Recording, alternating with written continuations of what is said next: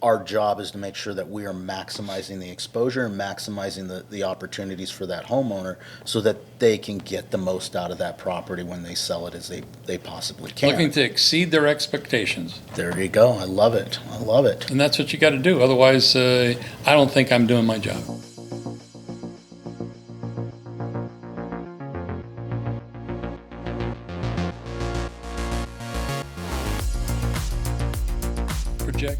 Projections.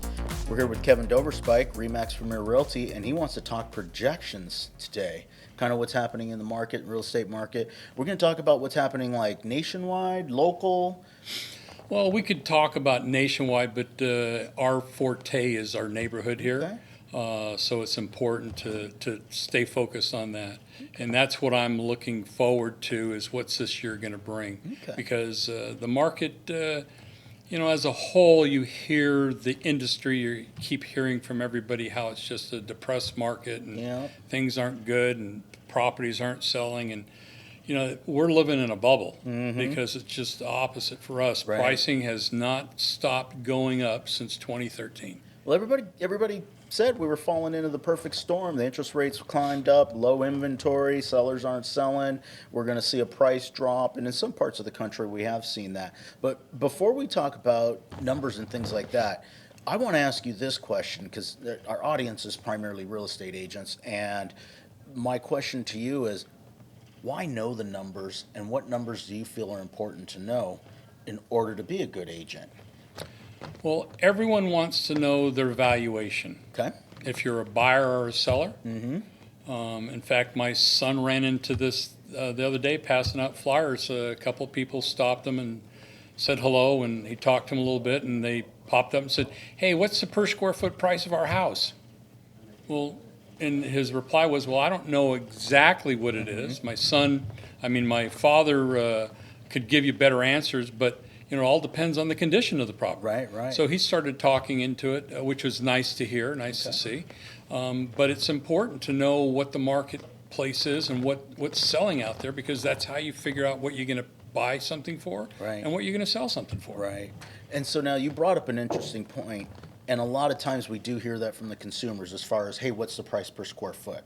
Now, it is usually not our best avenue in determining a value in the particular community, because there's a lot of other things that factor in. But I think it's also important to understand that, hey, this is the question that the consumer is having. So you should know how to answer that question by knowing the data, and the more you know there, as well as being able to elaborate on it and explain a little bit more about, hey. Absolutely. Because one of the main questions I get asked at a open house is, well, this thing's overpriced. Why? Well, the per square foot price. I said, do you understand what the per square foot price really means? Right. Do you understand the values?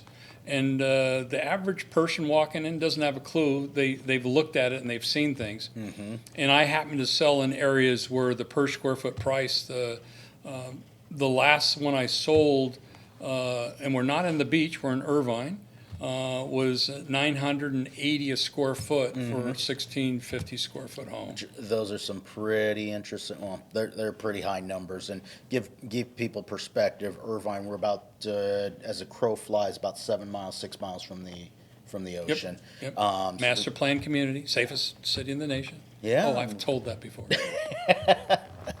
But I guess let's go back again to the numbers, and let's talk a little bit about where do you think the market's going to go. We're end of 2023. We're about to officially say Merry Christmas to everybody and Happy New Year's.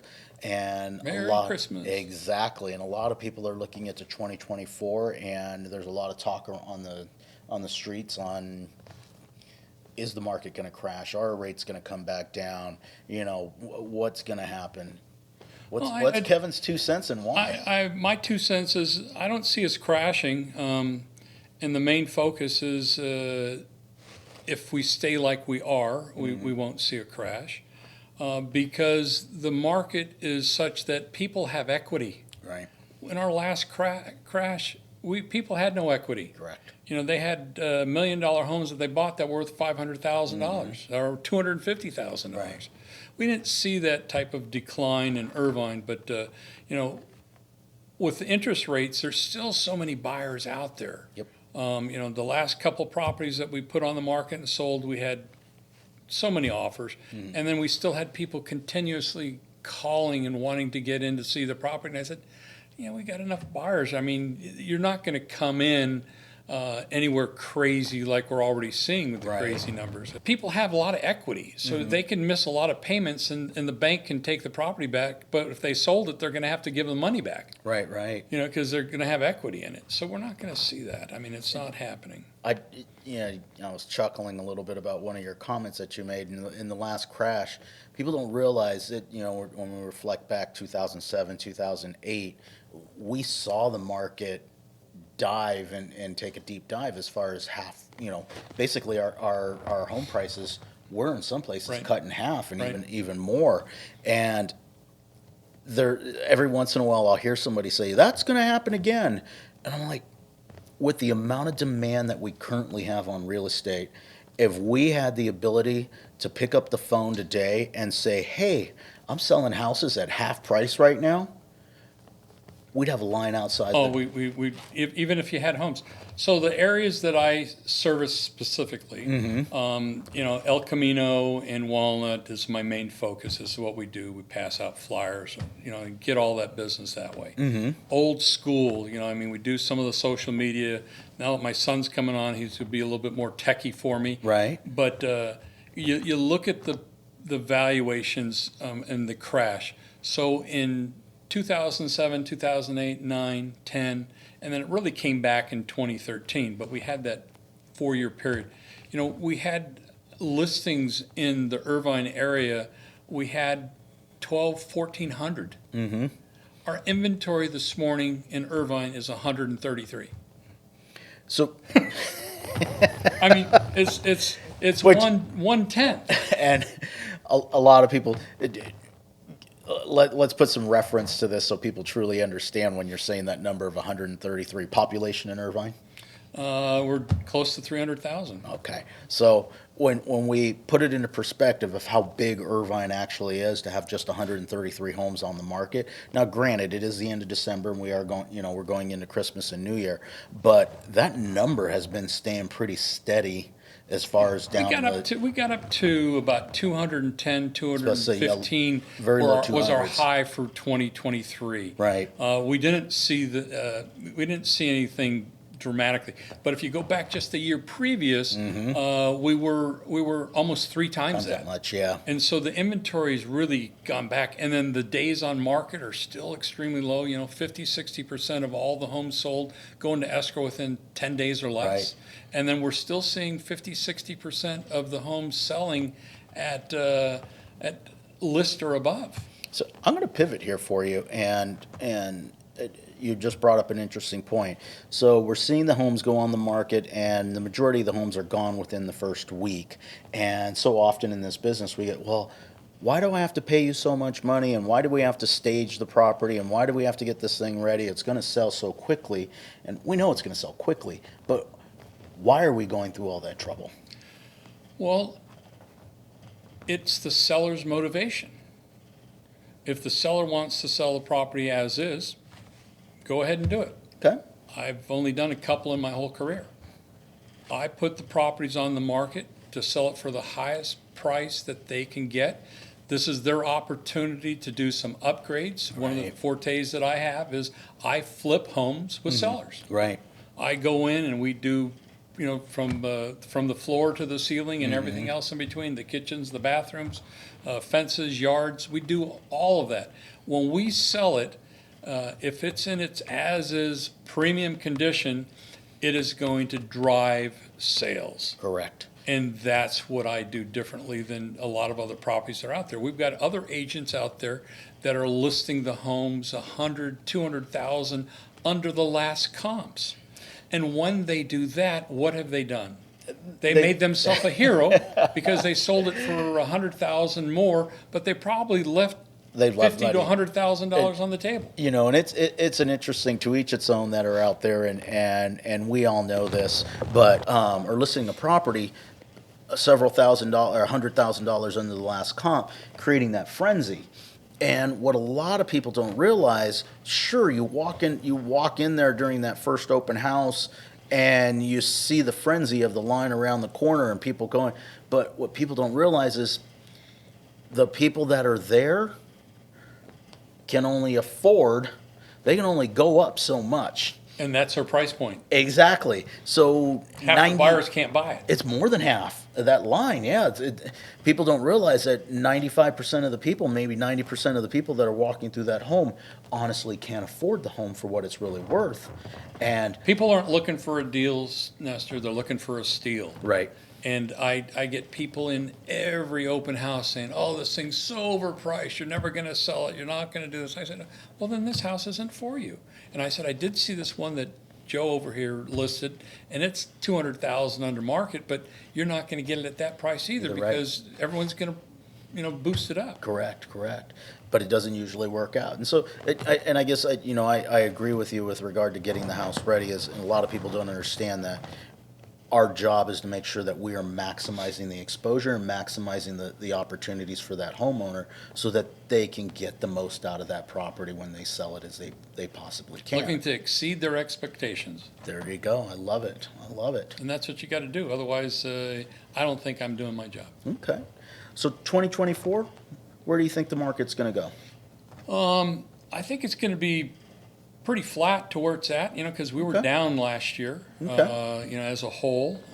Number of units sold, just Mm-hmm. because there's not that much out there, and the interest rates really have affected it. Right. And it's affected where people can go, where they're, going to after Mm-hmm. they sell their home. So I see us be pretty flat to where we're at. Okay. I'm hearing grumblings that the rates are going to come down. They've moved a little bit already. Yeah, but it's got to move a lot to make a Right. big difference. And if it does, what's going to happen is the pricing's going to go up Yeah. because people can afford more. Every time the interest rates come down, you can afford more. Yeah. Why people aren't buying these, and that's the whole thing, is we're seeing just huge change in what a single family's selling for and what they're Yeah. getting for them. I would be very, very nervous if the rates fall radically pretty quickly. I'd be very nervous of what that would do to the market, and as far as driving that, we end up with that big spike in prices very quickly, and I don't think that that's a healthy place to be. Nope. I do feel like people are starting to get comfortable with where we're at, and we will see a little bit more. I personally believe we'll see more opportunities next year than we did this year. I think, that number you were talking about, the 133, I think that's going to climb up, and we'll get above the 215, 220. As I'm hopeful that we get into the 300s here in Irvine. Yeah, that ain't going to happen, Nestor. I'm hopeful. You're smoking something. We're throwing a little hope out there, but This isn't Dana White podcast. We're not smoking anything or drinking. I don't even know how to comment to that one. But we'll see what happens. I think it's going to be a more interesting year, and that there's going to be some more opportunities for our buyers in 2024 than they definitely had in 2023. Yeah, I agree with you there, but I don't think our inventory is going to climb that high because Okay. it hasn't been there for a long time. For a while, that is true. And it's not going to be able to go. We have an election year coming up. That always stifles us also. Mm-hmm. Right. Because people are kind of, okay, what's going to happen? But until we get a change in our political, because real estate was driving our economy. Right. It really was. Correct. And then now it's flat, and people are having problems just being able to afford their groceries and stuff. Everything is so expensive. I see it every day, just in the rehabs and stuff. How much the material costs have gone up, Right. and they're bouncing and fluctuating and all that kind of stuff. So I don't see us getting, but I am seeing out there a lot of activity where people are doing remodels on their homes that aren't selling their homes, but there's a lot of that going on. Right. So there's still some opportunity out there. Okay. Well, I'm excited to see what happens. Kevin, I want to say thank you for joining us. Last question. I'll ask this question for the audience because I know that this is a popular question. You had mentioned earlier your business, and you were talking about that you were old school.